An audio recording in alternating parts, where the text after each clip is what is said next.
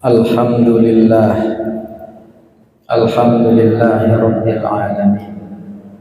Alhamdulillahilladzi adada khalqihi wa ridha nafsihi wa zinata arshihi wa midada kalimatihi. Ashhadu an la ilaha illallah wahdahu la syarika lah wa ashhadu anna Muhammadan abduhu wa rasuluhu la nabiyya wa la rasula ba'dahu. Allahumma shalli wa sallim ala sayyidina Muhammadin wa ala alihi wa ashabihi ajma'in. Amma ba'du. Rabbi shrah li sadri wa yassir li amri wahlul 'uqdatam min lisani yafqahu qawli.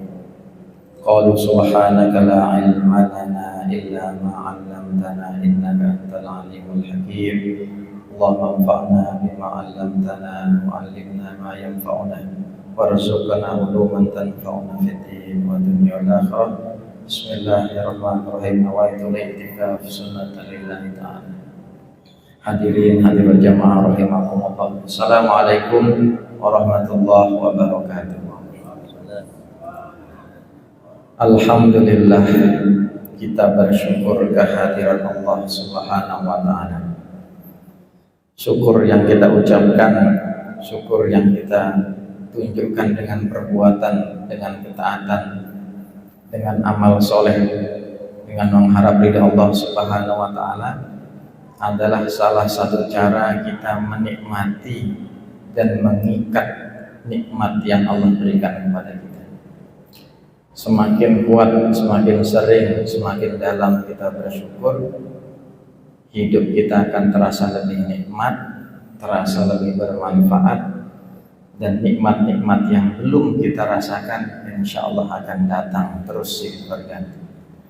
Ya Nabi salamu alaika, ya Rasul salamu alaika, ya Habib salamu alaika. Alhamdulillah, yang sangat bersyukur senang bisa bertemu, berkumpul kembali di tengah para hadirin hadirat jamaah rahimakumullah. Kita itu di dunia ini kalau tidak dapat taufik Allah, apa yang kita inginkan itu mustahil terjadi. Kita bertemu karena Allah, berpisah juga karena Allah. Pertemuan, perpisahan yang terjadi di dunia ini adalah gambaran tentang alam akhirat. Saya tadi mau memperpanjang SIM Bapak Ibu. Saya buka kartu dompet begitu. Terus tiba-tiba ngelihat KTP. Di situ ada tulisan berlaku seumur hidup. Di sini ada KTP-nya yang tidak berlaku seumur hidup. Jadi harus diperbaharui. KTP keluaran terbaru itu berlaku seumur hidup. Saya jadi berpikir, ini kan maunya kita di dunia, nafsu kita, ego kita. Walaupun KTP kita bertuliskan seumur hidup berlakunya, kalau Allah bilang pulang, KTP itu tidak berguna. Saya berpikir betapa lemahnya manusia, betapa tidak berdayanya manusia ketika kita menginginkan, merencanakan, mengupayakan sesuatu, kalau Allah menghendaki lain, maka sudah berlaku seumur hidup. Itu katanya manusia, itu maunya pemerintah, bahkan mungkin maunya kita. Bahkan seorang sastrawan, ya, puisi, ada Khairul Iqbal, Khairul Iqbal, Khairul Anwar, ya, yang Indonesia, Khairul Anwar, ya, itu bilang punya bait, aku ingin hidup 1000 tahun lagi. 1000 tahun. Kira-kira 1000 tahun itu manusia sudah kayak apa bentuknya? Orang usia 80-90 tahun saja udah banyak tidak bisa berdiri, tidak bisa bangkit, tidak bisa duduk. Kira-kira kalau 1000 tahun itu, kalau tidak dia meninggal, bagaimana bentuknya? Dan bagaimana kira-kira orang yang harus menjaga dan mengurusinya? Jadi kita melihat hidup ini, Masya Allah, Tabarakallah, pasti ada maksud dan tujuan, ada maslahat penciptaannya. Maka pada kajian kali ini izinkan yang mengurai sedikit tentang karena ini juga momentum tahun baru Hijriah 1447, yang mengingatkan semoga tidak lupa. Ini kita sudah masuk kemarin Jumat tanggal 1 ya, Jumat, Sabtu, Ahad, Senin, Senin tanggal 4 sekarang. Jadi kemungkinan hari Sabtu atau Ahad itu nanti Tasu'a sama Asyura. Orang-orang Yahudi, Bapak Ibu, hadirin jamaah rahimakumullah, itu umatnya Nabi Musa dari kalangan Bani Israil itu sudah terbiasa puasa Asyura, puasa 10 Muharram. Maka ketika berita dan kabar ini sampai kepada baginda Rasulullah Muhammad SAW, beliau mengatakan kita harus membedakan diri kita, mempunyai ciri khas yang tidak mesti sama dengan 100% orang-orang Yahudi dalam hal puasa sunnah Muharram itu. Maka kita menyelisihi mereka dengan puasa 1 hari sebelumnya juga. Jadi tanggal 9 itu Tasu'a, tanggal 10 itu Asyura. Maka kemungkinan kalau melihat harinya antara Sabtu atau Ahad bagi Yahudi. Jadi yang berkesempatan, nah masalahnya nih hari Ahad nih CFD. Bapak-bapak kenal CFD? Pak Haji tahu CFD Pak Haji? Oh enggak tahu, enggak apa-apa Pak Haji, bukan dosa besar. CFD itu Car Free Day. Kadang orang jalan 100 meter bawa tentengan 1, jalan 100 meter lagi tentengan lagi, banyakan belanjanya daripada bakar lemaknya. Jadi ya udah, kalau kita mau lihat fadilahnya puasa sunnah itu silahkan dilakukan, diikhtiarkan hari Sabtu Ahad kalau tidak salah itu Tasu'a dan Asyura. Usi nafsi wa iyyakum bittaqullah, fadilahnya besar ya, fadilahnya besar. Ada riwayat yang mengatakan menghapus dosa 1 tahun yang lalu. Dan yang lebih valid lagi hadisnya adalah terkait bahwasanya Rasulullah itu paling suka puasa di bulannya Allah di Al-Muharram ya, pembukaan di bulan pertama Hijriah. Masyarul muslimin rahimakumullah, kita memiliki keterbatasan dalam panca indera. Mata kita yang kita anggap hebat ini begitu terhalangi dengan sesuatu, saya tidak bisa lihat. Misalnya ada bapak yang duduk di belakang tiang ini, saya tidak tahu siapa dia pakai baju apa, bagaimana gaya duduknya. Atau bahkan di samping ini ada ruangan, saya tidak tahu ada berapa orang kalau memang ada orang. Saya tidak tahu di mana tempat mejanya, ada kursikah, dan saya tidak tahu. Karena begitu lemahnya manusia, padahal mata ini kita lihat penglihatannya kayaknya keren sekali, tapi begitu dihalangi sama sesuatu, dia menjadi sesuatu yang lemah, yang kelihatan tidak ada artinya. Pun sama dengan pendengaran kita. Kita masih sebatas mendengar ada lalu lalang motor, kendaraan. Tapi ketika sudah 1 kilo ke barat, 1 kilo ke timur, kita sudah tidak bisa dan tidak sanggup mendengar itu. Sebagaimana rasa hanya bisa kita rasakan begitu ia menempel dengan lidah kita. Tangan ini juga tidak bisa menggapai semua apa yang kita lihat, hanya sebatas yang dekat dengan kita. Semua panca indera itu memiliki keterbatasan yang Allah sengaja untuk menjadikan manusia itu sadar siapa dirinya dan siapa yang ngasih panca indera itu. Maka dalam Al-Quran dikatakan, Allah Subhanahu wa ta'ala berfirman, atamuruna an-nasa bil birri wa tansawna anfusakum wa antum tatluna al-kitab afala ta'qilun. Orang yang berakal, orang yang berfikir, itu pasti dia punya naluri kalau dia ngasih tahu, kalau dia mengajak, kalau dia merintah, menyuruh, ya, menasihati orang, pasti dia mengajak dirinya lebih dulu. Orang yang hanya pintar ngomong lalu dia tidak beramal, maka ini dikatakan oleh Allah SWT orang yang tidak berakal. Ya, orang yang berakal, akil wa ghairu akil. Orang yang berakal itu orang yang bicara, mengajak, dia mengamalkan. Orang yang ghairu akil, yang tidak berakal itu hanya pintar nasihati, tidak bisa mengamalkan. Na'udzubillah min dzalik. Maka pada kesempatan ini dia ingin mengajak kita semuanya, satu, kita jangan lupa diri kita, Jangan lupa status kita. Status kita itu siapa? Status kita itu hamba Allah. Status kita itu manusia.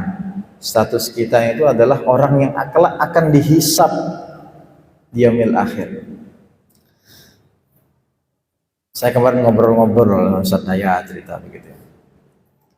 Orang pinter dengan orang yang kurang pinter itu lebih bahaya tidak pinter kalau dia jahat. Kalau dia orang bodoh, artinya ya tidak seberapa pinter dibandingkan orang-orang yang pinter begitu. Maka kalau dia maling mungkin hanya kotak amal. Dia maling mungkin mentok-mentok motor dia paling baik kunci T, karena pikirnya sebatas itu. Tapi kalau orang pinter jahat, pabrik motornya ya dijebol, bukan ATM-nya yang dibobol, tapi banknya juga diambil sekalian. Orang pinter tidak cukup ternyata dalam hidup ini, harus dia beriman. Makanya orang yang beriman itu ya, bisa melampaui orang yang pinter. Tapi di satu sisi orang yang pinter juga sangat dibutuhkan atau sangat penting berada dalam diri orang yang beriman. Jadi kita jangan lupa status kita yang pertama, kita ini hamba Allah. Ya. Hamba Allah itu yang kalau dia diperintah oleh Allah harus taat, dan kalau kita merintah orang kita juga pun harus melakukan. Yang kedua, kita jangan lupa, jangan sampai lalai dengan status Allah adalah Tuhan kita. Imam-imam kita di sini termasuk guru kita, orang tua kita, Pak Haji Muhammad SPD beberapa kali membaca wala takunu kalladzina nasullaha fa ansahum anfusahum ulaika humul fasiqun. Dan janganlah kamu melupakan Allah.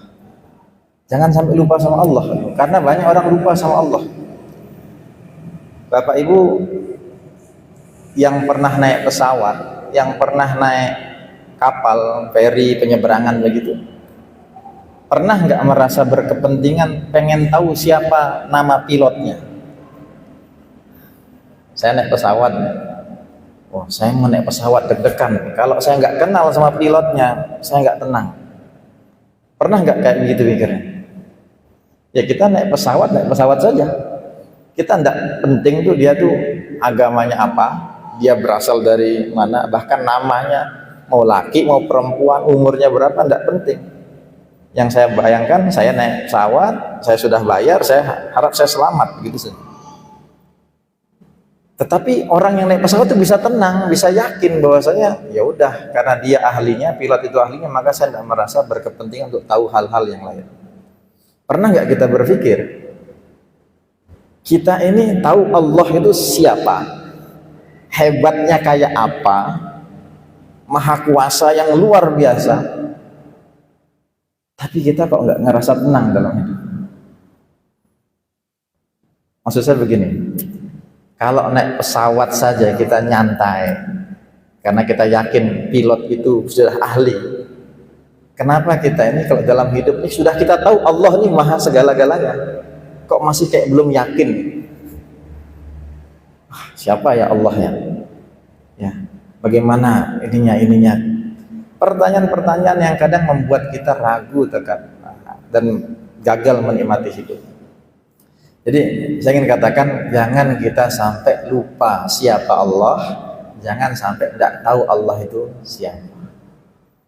Kenapa? Karena ulaika humul fasiqun. Orang-orang yang lupa sama Allah itu dikatakan dalam Al-Quran sebagai orang-orang yang fasik. Fasik itu kebalikan daripada mukmin. Fasik itu ya mirip fajir ya. Kharij anit ta'ah. Dia keluar daripada ketaatan, itu berarti dia fasik. Kalau orang itu sedang minum yang dilarang oleh Allah, berarti dia sedang fasik. Ketika dia berdusta, berarti dia sedang fasik.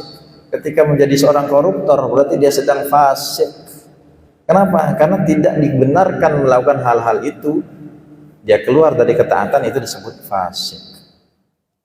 Maka hadirin jamaah rahimakumullah, dua hal ini. Pertama, jangan lupa status kita sebagai hamba. Yang kedua, jangan lupa status Allah itu sebagai Tuhan kita yang maha segala. Kalau sudah tahu dan tidak lupa statusnya Allah, maka kita akan lihat bahwa Allah itu punya pengadilan akhirat. Allah itu memiliki padang mahsyar. Allah itu memiliki titian sirat. Allah itu memiliki mizan. Allah itu memiliki azab dan nikmat kubur. Maka kesemuanya elemen ini kalau kita yakini sebagai sebuah satu kesatuan, kita akan hati-hati sekali dalam hidup ini. Kebanyakan orang tidak hati-hati dalam hidup karena tidak cukup yakin bahwasanya dia itu adalah hambanya Allah yang akan dimintai pertanggungjawaban, dan dia tidak cukup yakin betul bahwasanya Allah itu adalah Tuhan yang akan memberikan nikmat kalau dia taat dan mengazab dia kalau bermaksiat. Nah, dua hal ini sederhana dalam hidup, konsep sederhana tapi kadang banyak orang lupa. Kita harus ingat status kita ini hamba, status Allah itu Tuhan. Status kita ini diperintah oleh Allah harus taat, statusnya Allah itu memerintahkan kita. Yang mana perintahnya itu untuk kebaikan dan maslahat kita. Termasuk ingatan kita. Tadi panca indera, termasuk ingatan kita. Kalau Allah berkehendak dan menghendaki, kita semuanya nih selalu mengingat sesuatu yang terjadi dalam hidup kita. Kira-kira bagaimana hidup kita? Kita ingat ketika kita sedang sedih, kita sedang susah, kita sedang galau, kita sedang stres. Sama Allah ingatan-ingatan itu tidak dilupakan. Sama Allah dibiarkan dia menempel dalam pikiran kita. Mau tidur nggak tenang, mau makan nggak tenang, mau sholat kepikiran ini. Kita pernah ditinggal orang-orang yang kita sayangi, kita pernah kehilangan ini, kita pernah ditipu, kita pernah ini. Kalau semua ingatan-ingatan itu melekat dalam diri kita, betapa tersiksanya hidup kita. Maka dibuat sama Allah ada ingatan-ingatan yang melekat cukup lama, bertahan agak lama, tapi ada juga yang cepat sekali hilang. Dan utamanya kesedihan itu dibuat sama Allah cepat sekali hilang. Orang yang ditinggal oleh keluarganya meninggal, itu ya mentok-mentok 2 bulan, mungkin ada yang lebih. Tapi seiring berjalannya waktu, kesedihannya akan sirna perlahan demi perlahan. Bayangkan kalau kesedihan itu sama Allah dibuat kekal, abadi, sama Allah saya meninggal, susah. Semua ingatan-ingatan kita boleh saja kita sedikit-sedikit melupakan, kecuali 2 hal tadi, ingat status kita sebagai hamba, sama ingat status Allah sebagai Tuhan. Kalau yang lain bolehlah kita lupakan. Dengan berarti dengan gara-gara ini bilang hutang saya harus lupakan, enggak. Yang kewajiban-kewajiban yang melekat sama kita itu wajib kita ingat. Tapi yang paling pokok, jangan lupakan dirimu, jangan lupakan Tuhanmu. Jangan lupakan diri kita, jangan lupakan Tuhan kita. Jadi insyaallah tabarakallah. Jadi memasuki tahun baru Hijriah ini, ya, Rasulullah Muhammad SAW itu kan sedang berhijrah itu bersama Sayyidina Abu Bakar As-Siddiq. Saat itu ya, orang yang memiliki iman paling tinggi pun setelah Rasulullah adalah Abu Bakar. Itu sempat goyah, sempat agak bimbang, sempat agak ragu ketika mendampingi Rasulullah. Rasulullah menguatkan dengan satu ungkapan, la takhaf wa la tahzan. Ya, jangan takut, jangan sedih, innallaha ma'ana. Semuanya Allah itu bersama kita. Jadi kita ini memang Masya Allah tidak ada orang yang ada di majelis ini, yang bicara, yang mendengar, yang di luar majelis, bahkan semua yang masih bernapas saat ini, tidak ada yang 100% bebas dari masalah, tidak ada.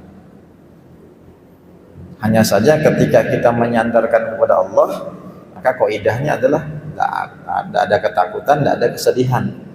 Tapi kalau kita nggak punya Allah, nggak punya Tuhan, di hati kita ini tidak ada Tuhan, kita akan menyandarkan kepada selain Allah, yang mana selain Allah itu pasti rapuh, pasti binasa, pasti sementara. Makanya saya kadang ya miris, cemas, khawatir, sedih. Di daerah kita nih beberapa kali ada kejadian kasus ya bunuh diri dan seterusnya. Ini memang perlu menjadi muhasabah kita semua. apapun dan sebesar apapun masalah itu, Masya Allah ya, sebenarnya harusnya ada jalan keluar kalau memang kita ini benar-benar yang meyakini bahwasanya Allah itu maha kuasa mengatur alam semesta yang begitu rumit ini saja. Planet sama planet nggak tabrakan, matahari bisa rutin terbit timur tenggelam di barat. Itu kalau nggak Allah yang ngatur itu nggak mungkin. Yang sedemikian rumit saja bisa diatur, apalagi masalah kita. Maka minta sama Allah jalan terbaik, jalan keluar. Pasti ada solusi ya. Usi nafsi, kita jadi minta berdoa itu di sujud terakhir, ketika misalnya sholat sunnah itu bisa, antara azan dan iqomah itu minta sama Allah agar dimudahkan. Ketika puasa, menjelang berbuka di hari Jumat, ketika khutbah duduk singkat antara dua khutbah, berdoa sama Allah. Dari mana kita tahu waktu-waktu mustajab ini? Ketika hujan deras dan seterusnya, ketika dalam perjalanan. Dari mana? Salah satunya menghadiri majelis ilmu. Salah satunya menghadiri majelis taklim, pengajian dimanapun itu. Kita kalau sudah tidak pernah hadir pengajian, tidak pernah baca buku, nonton YouTube ya nonton selain pengajian, mungkin nggak ilmu itu datang sama kita. Kecil kemungkinan. Orang ngejar, orang datangi saja kadang kelewat, apalagi nggak pernah berusaha ya. Jadi kita ini diminta sama Allah. Saya sering ilustrasikan begini ya Pak Ibu, Allah itu maha bisa, maha kuasa. Allah itu sangat bisa, sangat mampu membelah laut ya, lautan itu tanpa Nabi Musa itu menghentakkan tongkatnya, sangat bisa. Tapi Allah minta Nabi Musa juga, ayo dong, usaha walau sedikit, hentakkan tongkatmu itu, maka terbelahlah lautan. Jadi kita diminta sama Allah berusaha, hasilnya itu nanti Allah yang akan menilai. Kadang kita berhasil, kadang kita tidak berhasil. Maka tahun baru ini kalau kita ingat ya firman Allah, ya ayyuhalladzina amanu taqullaha wal tanzur nafsum ma qaddamat lighadin wattaqullaha innallaha khabirum bima ta'malun. Adalah orang-orang itu mempersiapkan, melihat apa yang sudah dia lakukan sebagai bekal modal untuk kehidupan esok hari. Esok itu kapan nih? Ketika kita sudah meninggal. Saya jadi ingat guru kita, teman kita, Ustaz Chandra, Ustaz Andre, Insya Allah ya, sayang tidak bisa ada di sini saat itu, dan ya, alhamdulillah sudah kita ikut sholat goib gitu. Ya, tidak pernah menyangka akan tidak bertemu, jadi sempat pamitan ketemu dan ya tidak ketemu. Jadi kita tidak pernah tahu ya, kapan kita akan pulang, kapan waktu kita. Selalu kita bilang, kita pakai baju sekarang ini Bapak Ibu, belum tentu kita yang buka baju kita. Baju yang kita pakai sekarang ini, siapa yang jamin kita sendiri yang buka? Bisa jadi yang mandikan kita itu yang buka baju kita. Sarung yang kita pakai ini bukan kita yang buka. Bisa jadi orang lain yang bukakan untuk memandikan kita. Jadi tidak pernah kita tahu betul tentang maza taksibu godan. Jadi apa yang akan kita lakukan 5 detik, 5 menit, 1 bulan, 1 tahun. Jadi memaknai hijrah itu, memaknai berpindah itu ada 2. Satu makani dari tempat. Rasulullah hijrah dari Mekah ke Madinah itu ya pindah ya itu 500 kilometeran gitu ya. Itu berpindah tempat. Zaman sekarang kita tidak diminta untuk berpindah dari kampung kita, dari rumah kita, dari tempat tinggal kita untuk pindah ke daerah lain. Tidak selalu seperti itu makna hijrah. Hijrah itu bermakna tagyiru halin, tagyiru ahwal ya. berubah kondisi, merubah kebiasaan dari yang biasa menjadi lebih baik. Dari yang lebih baik istiqomah dalam kebaikan. Jadi Bapak Ibu yang sudah terbiasa melakukan puasa, terus lakukan puasa. Itu adalah hijrah kita. Tidak mesti hijrah itu berpindah dari satu tempat ke tempat lain. Melakukan kebiasaan yang baik itu adalah bagian daripada hijrah. Puasa Ramadan kita semakin rajin, di luar puasa Ramadan kita kembali, ya berarti itu tidak istiqomah. 1446 kita kurang baik, 1447 makin baik, itu hijrah. Makanya selalu yang katakan di mana-mana kita itu dalam hidup jangan membandingkan diri kita dengan orang lain. Tidak ketemu.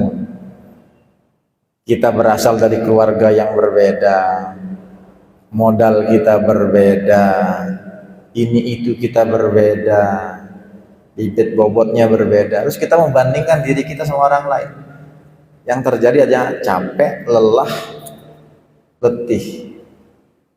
Apa yang kita bandingkan? Kita membandingkan diri kita dengan diri kita yang kemarin. Nah itu baru bisa.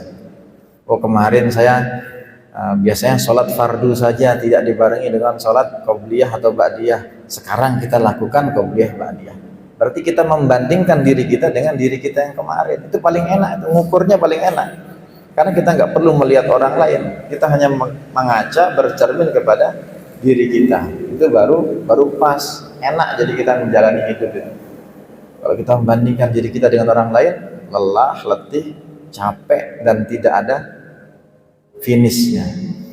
Karena Masya Allah, tabarakallah, yang mengingatkan, ayo ambil kesempatan Tasu'ah tanggal 9 Al-Muharram dan tanggal 10 Insya Allah kita niat yang bisa puasa. Kalau nggak bisa tanggal 9, tanggal 10. Ya jangan nggak bisa dua-duanya. Gitu. Tapi kalau mengikut benar-benar sunnah, ya Rasulullah menyelisihi orang-orang Yahudi tanggal 10, maka beliau juga puasa tanggal 9. Rasulullah bilang apa? Kalau seandainya orang Yahudi itu mengikuti ajaran Nabi Musa alaihissalatu wassalam, karena Nabi Musa diutus untuk Bani Israel, maka kami orang yang lebih berhak mengikuti Nabi Musa, karena Nabi Musa itu juga adalah mengajarkan tauhid Allah. Agama yang dibawa juga adalah agama Islam. Jadi agama Islam itu tidak hanya dibawa oleh Nabi Muhammad. Nabi Muhammad melanjutkan agama Islam versi nabi-nabi sebelumnya. Ya, sholatnya lebih sempurna, tata cara ibadahnya lebih sempurna, puasanya lebih lengkap. Al-Quran itu ya melengkapi, menggenapi semua kitab-kitab suci nabi-nabi terdahulu, mulai dari Taurat, ya, mulai dari Zabur, mulai dari Injil, semua itu disempurnakan dengan datangnya dan turunnya kitab suci Al-Quran. Insyaallah tabarakallah, jamaah hadirin rahimakumullah. Jadi kita bisa mengambil kesimpulan pada kajian kita, jangan sampai kita lupa status kita selamanya. Seberapapun tinggi jabatan kita, ingat kita itu hamba. Seberapapun kaya uang kita itu, misalnya kalau Allah kasih kita rezeki uang tak berseri, ingat kita itu hamba. Mau gelar kita panjang di depan, setelah nama kita, sebelum nama kita, setelah nama kita panjang, ingat kita itu adalah hamba. Ya, jadi apapun status sosial kita, kita adalah hamba. Orang kalau haji, umroh itu di Ka'bah itu tidak kelihatan mana bupati, mana Pak Camat, mana Pak Kades. Ya kalau presiden itu kelihatan karena memang itu SOP-nya dia dikawal gitu saja. Misalnya nggak dikawal ya nggak kelihatan juga sebenarnya. Tapi kalau secara umum orang itu tidak lagi nampak betapa kecilnya di hadapan Allah Subhanahu wa taala.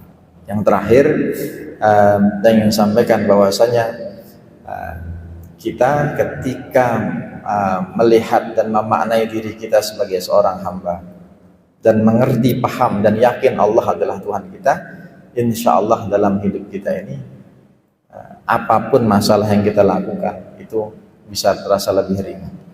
Rencana-rencana yang kita lakukan pasti insya Allah lebih jelas, lebih bermanfaat. Karena orang hidup itu ada targetnya. Pedagang punya target, guru punya target, bapak ibu juga dalam hidup ini harus punya target. Saya sekarang sudah usia segini, Kira-kira kalau usianya Rasulullah itu 63, 64 tahun, berarti jatah usia saya sekian. Yang Bapak Ibu sudah masuk angka 40, berarti kita sudah melampaui setengah usia kita. Lebih dari setengah. Yang 30 sudah setengah, yang masih 20 sudah sepertiga. Itu kalau umur kita kayak Nabi. Tapi kalau seandainya lebih panjang, kita tidak tahu. Tapi kalau lebih cepat, nah ini masalahnya. Ya, jadi kita selalu mengorientasikan kita hidup ini nyusahin orang enggak ya? Ada manfaat enggak ya? Kira-kira besok bawa apa? Coba dipikir tiga. Kita hidup ini nyusahin orang atau enggak? Yang kedua, ada manfaatnya enggak dalam hidup? Yang ketiga, besok saya mati itu bawa apa? Apa yang akan dikenang orang tentang saya? Meskipun ini enggak penting-penting banget, karena orang mengenang kita ya sebentar saja, habis itu orang akan berjalan dengan kehidupan dan urusannya masing-masing.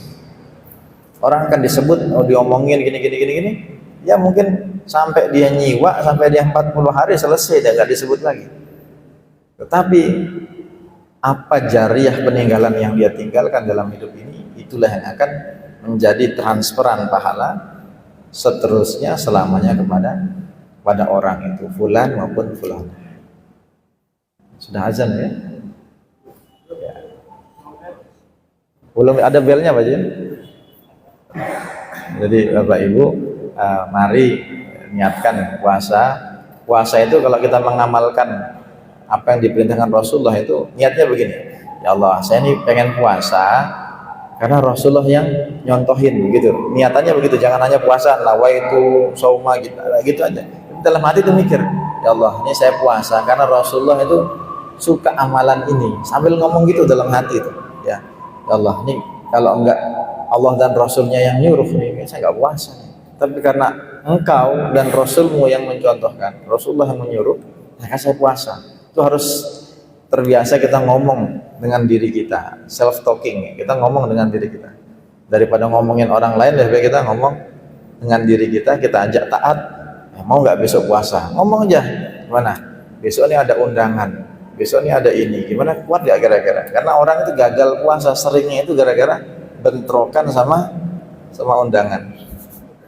Wah, kadang-kadang susah juga kalau ada hadirin nikahan acara Senin Kamis itu pengen hadir, tapi kalau sudah hadir biasanya tuh begitu Pak Jin. Jadi tolonglah Bapak Ibu kalau ada acara-acara yang tidak bisa dijadwal tuh meninggal. Nah itu tidak bisa ya. Tapi kalau acara nikahan, acara hitanan tuh kayaknya itu bisa disetting harinya gitu. Tapi kalau meninggalnya siapa yang nggak tahu? Saya mau meninggal tidak bisa.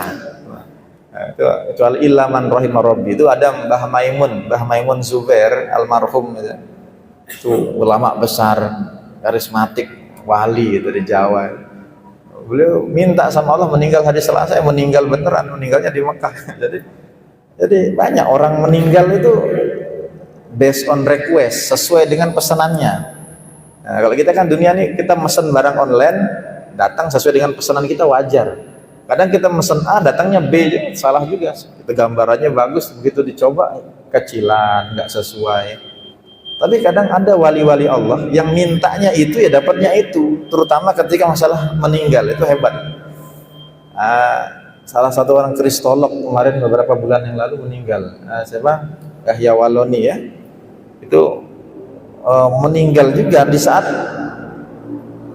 khutbah Jumat di hari Idul Adha kemarin, hari Jumat ya, Idul Adha hari Jumat, itu meninggal lepas khutbah. Apa ya?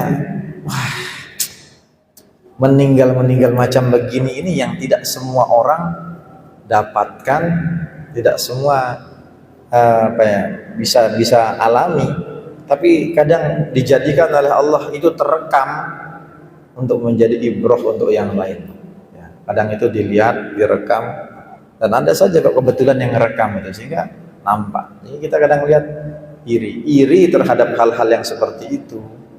Itu dalam agama dikatakan ghibthah, boleh, bukan hasad ya. Hasad itu kalau melihat orang kaya kita iri, tidak suka ngelihat dia bahagia, itu pengen nikmatnya tuh pindah ke kita, itu hasad, iri, dengki, tidak boleh. Tapi kalau ghibthah itu artinya dia taat, kita pengen seperti dia. dengan syarat dia taat, tetap taatnya saya juga jadi taat gitu. Bukan taatnya pindah ke saya lalu dia menjadi tidak taat, bukan gitu. Jadi ghibtah itu kebaikan orang yang kita ingini itu tetap melekat padanya dan kita pun bisa juga ikut beramal baik, kurang lebih begitu. Jadi itu yang bisa kami sampaikan, kurang lebihnya mohon maaf. Semoga kita semua ini bisa mengamalkan apa yang kita dengar, yang kita ucapkan, dan kita bertemu berpisah semua karena Allah Subhanahu wa taala. Ya. Kita berharap kita kumpul sekarang ini, semoga suatu saat di surga Allah kita kumpul lagi dengan situasi, keadaan, kondisi yang lebih baik, dan kita saling ingat, saling mengenal. Maka dalam Quran itu dikatakan orang yang sering dalam satu halakoh itu dia akan saling mencari-cari dan saling, oh dulu ya kita pernah begini, kita pernah begini. Jadi insyaallah tabarakallah. Kurang lebihnya mohon maaf, yang baik dan benar Allah dan Rasulnya, hilaf salah dari yang menyampaikan. Assalamualaikum warahmatullahi wabarakatuh. Hadirin jamaah Allah